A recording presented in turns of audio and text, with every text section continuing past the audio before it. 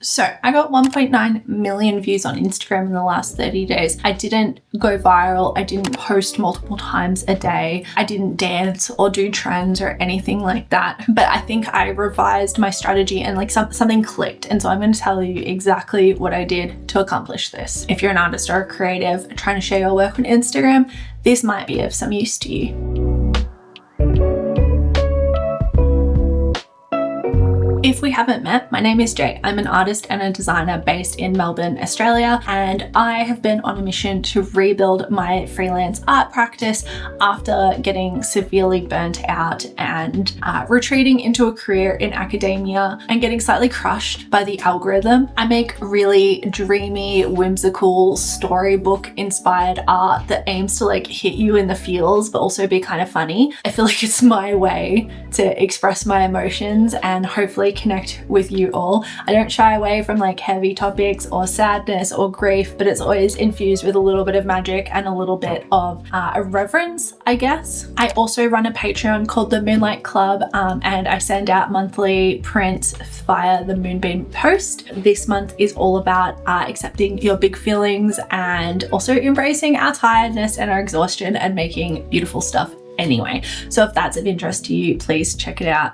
I run a cozy little store where I sell charming and, well, if I do say so myself, whimsical goods. So that is also linked in the description below. Lastly, I'm finally trying to grow my audience here on YouTube. So if this video is of use to you, I would really love it if you could drop me a follow or a like. Anyway, so Instagram was literally dead to me for years. Like I'm talking about 2 years of me posting somewhat sporadically while I was working in my academic job without any real strategy or consideration of what I was doing. I was just sharing the work I did manage to make, and I would have a couple of months, maybe not even, a couple of months where I would post semi-regularly, like a couple times a week, and then I would go completely radio silent for 6 months, and then I would do it again and repeat for a couple of years. Essentially, when I decided to finally reignite things, my reach was flatlined. I wasn't reaching anyone, not my followers, not strangers. I had my posts getting 2K reach max sometimes, and I have almost 60,000 followers,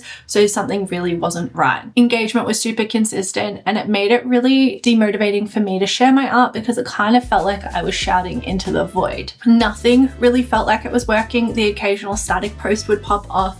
Carousels flopped hard. I have always been really anxious and nervous about making video content, which is ironic given that I'm a lecturer and I stand up in front of an audience every single week for years talking about things that I am confident talking about. But for some reason, I couldn't manage to do it with Reels, and I was also struggling to do it with YouTube. So I basically didn't make Reels. I decided to change my approach, not because I believe that art should be driven by Instagram or any social platform metrics alone, but because I realized that if I actually wanted to turn this into something meaningful, I would have to understand what resonated and what didn't, and find a balance between playing the social media game and making the things I really wanted to make and sharing the things that I really wanted to share. It felt really unrewarding to me to just make things and then share them. I was like, well, I could be like, to no audience, I was like, well, I could be playing video games.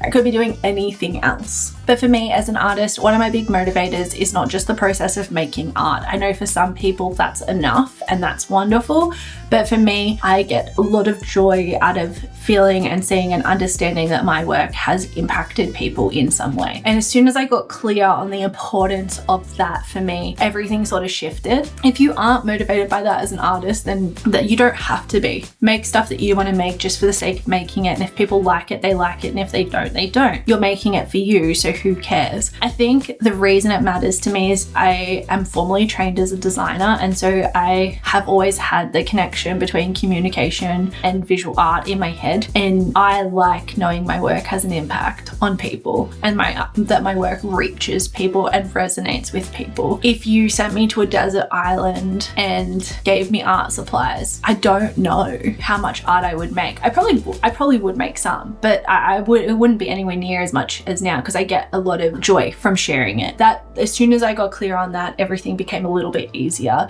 to strategize. Okay, so what changed? Let's talk about the strategy breakdown. And let me be clear that when I went into this challenge, this was a period of reset that I set for myself. I did not know that it was gonna work. This was about testing and experimenting for me, but it did work. And so now I'm gonna share it with you. Let's break it into 4 parts. Part 1, I chose consistency over complexity. So I didn't post every single day, but I gave myself a very simple rule. I would not let 2 days in a row pass without posting something. And on the days that I didn't post anything to my main feed, I would try to post at least 1 story. Now I've seen on a few other YouTube videos by content creator, like a growth experts or whatever, that posting 1 story a day is often more effective currently because there's a bit of like a glitch in the Instagram algorithm than posting a lot.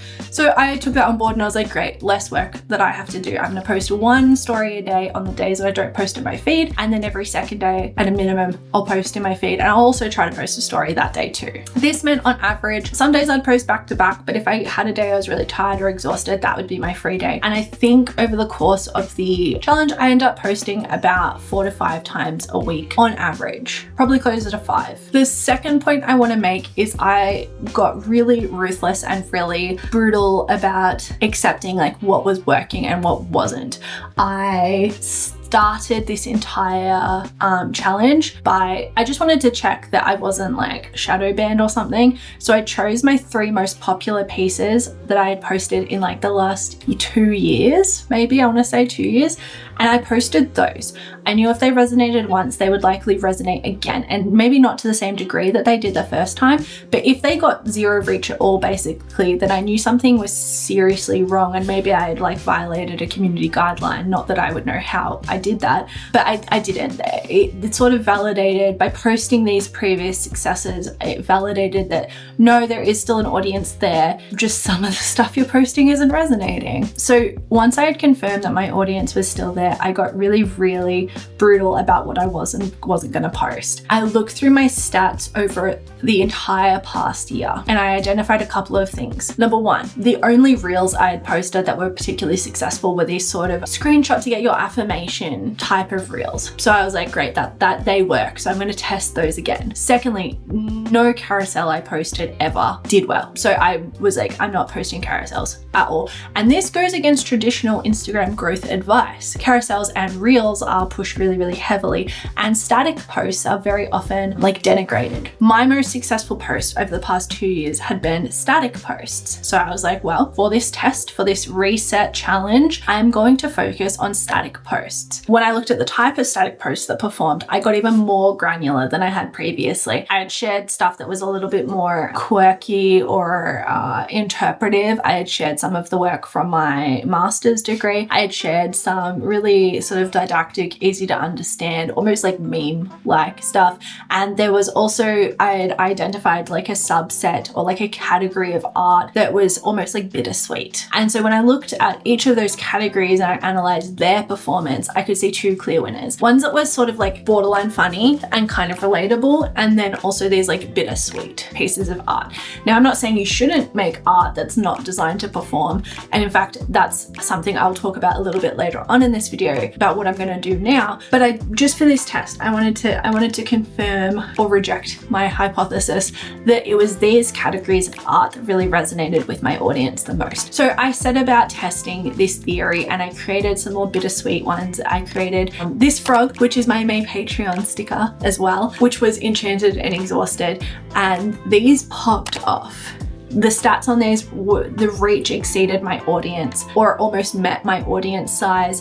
And in the case of something like "we cannot sit and stare at our wounds forever," which was a Murakami quote, it got 800,000 plus views. So clearly it was resonating, clearly it was hitting the target audience, and clearly my account did have room to get in traction. So then I tested replicating this format. I made another post that had the whole like hand sort of motif and something that I'd been feeling and journaling a lot about, which was that growth often feels like grief, because I feel like I've been in a really like transformative phase in my own career and in my life, and it involves letting go of some stuff that I have been holding on to for a really long time. And I know I have to, and I know that that's important, and I know that that's the sign of growth, but it is so devastatingly heavy, and it's something I've really been struggling with. So the theme felt very close to my heart, but when I made the art, I won't lie, I made it with this like test in mind, and I was like, I'm curious, will this perform? And it did. It got 250,000 views last I had looked at it. So I was able to prove this hypothesis. The third like fundamental thing I did was I leaned into using my actual voice and my actual tone. I think the last couple of years, especially because my work has lent so mystical and celestial, I had sort of almost adopted the tone that a lot of my clients took, a lot of my commercial clients, and that was really spiritually heavy and quite serious, quite deep, for lack of a better word. And I think that while that wasn't like it was not being true to my voice, I don't think it was a representation of like how I speak to my friends, for instance, or how I speak to my partner. I love talking. If you know me IRL, you know that I love talking about like deep or heavy topics. I remember at one workplace, which this did not feel nice, mind you. I remember at one workplace, we had like there was a new person on the team, and I don't know, she'd been working for like a couple weeks, and we had like a drinks event, and I was like, oh, like, you know, how are you enjoying the job? And then I ended up skewing the conversation into basically like, what are your dreams for your life? Oh, what do your dreams feel like? Like, what do you want to do? Like, is it actually this? This was like a corporate media planning job. And one of the people we were with started laughing and was like, yeah, we had a bet on how long it would take for you to turn the conversation heavy. And I was like, it actually really hurt my feelings. It actually really hurt my feelings. But you know what? Now that it's been a few years, I have distance from the situation. I also know it's true. It's true. Like, is that party talk? Probably not. Probably not. Was I like 24 and trying to seek connection? Yes. Was I also the kind of person at 21 who would like trauma dump way too early? Yes. Yes, I was. So it is just who I am. I've gotten better at like limiting it and understanding social conventions. But it is just who I am. And so I don't shy away from heavy topics by any means, but if you know me, you know I'm kind of irreverent and I tend to goof around.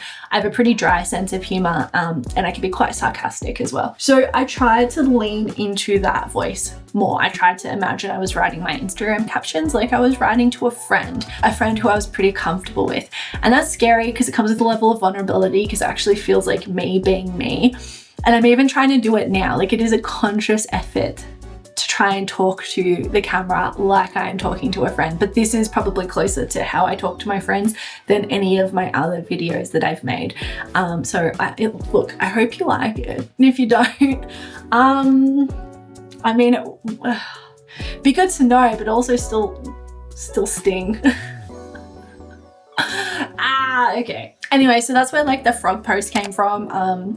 That was more of my real tone of voice and like genuinely what I was actually feeling. I wanted to create this, I love storybook and fantasy media. One of my favorite books growing up were the Shirley Barber fairy books. If you know those, drop it in the comment below. I wasn't not making the art I wanted to make. I was still making art that resonated with me and that I was excited to make. I was just doing it in a quite considered way, and I was forcing myself to be a little bit more authentic and to try and share the parts of myself that I get a little bit antsy sharing, in hopes that, you know, might connect with people.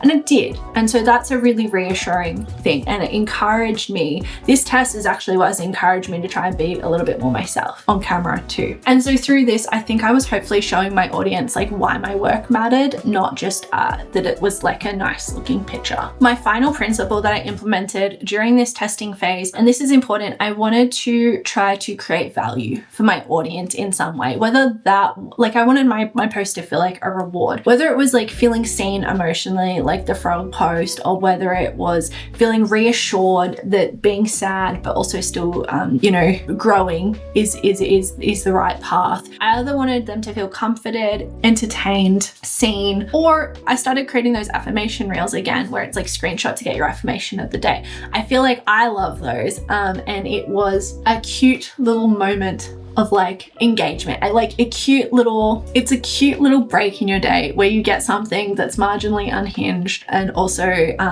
hopefully deeply meaningful and related. And so I committed to that trajectory, and I think it took about 2 weeks to sort of start seeing growth. And then within 30 days, so 6 weeks total, I'd hit 1.9 million views on my Instagram. So what happened? What were the results? 1.9 million views, 2.6-ish, or was like 2.3 to 2.6-ish% growth in total. Like, that is still carrying on. So my followers bumped up to almost 60,000 when I started from like 57,000-ish. In that time, I also launched my Patreon, and I closed out my first 30 days with 8 paid members and 19 members total, which I am like stoked with. I am so incredibly grateful. It genuinely made me cry. I launched my shop with like a clear out sale of a lot of the past work that I've created over the past 5 years. This stuff is like never coming back, and so I've promoted that because I'm never restocking it, I'm never remaking it. This is the last time that these things will exist, and that has been selling really well too, slowly, because I didn't promote it until it was already live. Whoopsies. But still slow but steady, and I'm so grateful for that too. But more than anything, the journey started feeling fun again. I enjoy posting. The other thing that happened is I got a commercial collaboration. Figma reached out to me, the prototyping software, which is actually like so convenient because I teach UX at the university I work at, and so I teach my students Figma, and they reached out and they wanted to commission me for one of their projects, and I do attribute that opportunity arriving due to this increased visibility and this increased engagement. So commercial opportunities, Patreon launch, account growth, and store sales. I consider that a huge win in my book. But back to what I was saying, fundamentally, it felt fun again. I began feeling like my work was impacting others, and I began feeling like the effort I was putting into these illustrations was finally being seen and received. And that, for me, as I've said, that's like a huge motivating factor for me, probably because I come from a design background. And so I started enjoying it, and that means the most. So anyway, a couple of key considerations or things I would do differently if I found myself in the same situation in the future. Firstly is batching content, so where you're not pressured on each individual day to find something to post. Second one is don't be afraid to reshare past high performers, especially with the way Instagram's algorithm works now. A lot of the time your work doesn't even go out to your actual followers. I don't know how to fix that, but know that that means that you can share the same post a few times and it will likely reach new audiences. The people that really, really love your work and engage with it might see it multiple times, but if they like your work that much anyway, it never comes across as like a bad thing to see a nice piece of art a few times in your feed over the course of a couple of months. The other thing I want to note is that while, Patreon sign-up, store sales, and a commercial opportunity came out of this, I did notice that for the level of reach I was receiving, I don't think that it was leveraging the other channels I have or I don't think that it's sustainable if you have things that you want to promote. Almost every single post that I posted during that test period was with the goal of purely delivering value to my audience, and that is a wonderful thing. But fundamentally, if you are trying to make a living, or even like my store, I truly believe that like the items I sell and the people that buy them, they get value from what they buy. But as soon as I post about my store, like the reach on that post plummets. So the reality is to promote the things that matter to you and to promote these other avenues, if it's not immediately savable or shareable, it's probably not going to perform as well. The reason these posts did well is because it's something you would send to a friend, right? Or it's something that you would save for later, like in a moment of like, everything feels so overwhelming and this brings me comfort. But not every post you post can be like that long term, because there's not enough of an exchange of giving and also receiving, especially if you are trying to sustain a financial level of like backing for your work, if you have to live off it. So I don't know that having every single piece not have like a clear call to action, or, you know, every single piece just being a cool piece of art is a sustainable model. What I'm attempting next, and what I want to see if I can learn to balance, is a midpoint. So I want to see if it's possible for me to sort of maintain around about the million view mark per 30 days, and then also see if I can increase obviously membership to my Patreon, or, you know, store sales or anything like that. So it's going to mean sacrificing some reach to be able to share these other less shareable, less savable opportunities with people. And I think that it's a really important reminder for everybody that like reach and eyeballs on your work is not the same thing as living like a successful life as a creative. And so it's important to identify your goals and to hold yourself to standards that align with your goals. I can't expect like 2 million reach every 30 days and also share my Patreon rewards, and also share packing videos, and also share, you know, clips from YouTube, and also share pics from my store. Like, that is completely unsustainable. And so my next test is, what happens if I sacrifice some of that reach? Is it more sustainable for me as like a working creative? And I will share those results with you once I have them. Wish me luck. But I do know that it is possible to up your reach. And there's some very simple tips, hopefully, in this video to help you do that. The next thing I'm going to experiment with as well is changing the formats of my reels, and also introducing carousels again. I'm curious if I can find a way to make things that resonate with people in those formats. And maybe it's because I'm not very practiced in that it hasn't been working so far. But I'm hoping that I can turn that around and use those formats as well, because they're fun. They're fun to make. And I like sharing, you know, photo dumps from my life as a working artist, but I also want people to be able to see it. So I've got to find that middle ground. So if you like this, I am slowly reviving my YouTube channel as well, and I'm documenting my creative business, my travels, and my life as a freelance artist. So I would love it if you dropped a subscribe or a like or a comment. I would love to know in the comments, what is your relationship to Instagram like right now? Is it bad? Do you feel like you're reaching anybody? Is it good? Have you run tests, and is your like strategy completely different to mine? Because I genuinely would be so open to experimenting. Lastly, like I said, I do have a Patreon, which is a cozy community where we can chat directly, and I send out a print every month. This month's is available until May 31st. So if you like it, I might see you there. No pressure at all. Anyway, thanks for joining me in this video. I will see you in the next one. Bye.